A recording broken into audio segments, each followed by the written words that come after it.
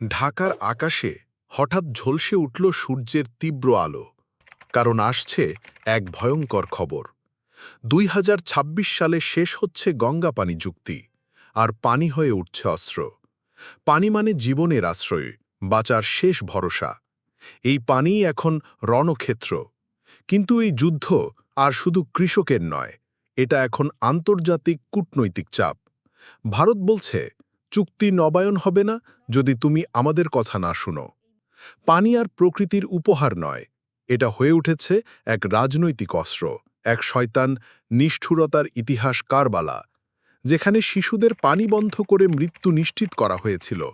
আজ বাংলাদেশের কৃষক, নারী, শিশুদের সেই একই বেদনায় ঝুঁকছে। গুড়িয়ে যাচ্ছে স্বপ্ন, থেমে যাচ্ছে জীবন। ২০২৬ আসছে, গঙ্গার চুক্তি শেষ। বাংলাদেশ কি মাথা নত করবে, নাকি গড়ে তুলবে এক নতুন স্রোতধারা, যেখানে পানি হবে বন্ধন নয়, স্বাধীনতার প্রতীক? এই পানি নিয়ে দ্বন্দ্ব কি গড়বে ইতিহাস, না ভাঙবে স্বপ্ন? আপনার মতামত আমাদের জানাবেন কমেন্টে। সত্যের পথে চলুন, মুক্ত সংবাদের সঙ্গে থাকুন। সাবস্ক্রাইব করতে ভুলবেন না।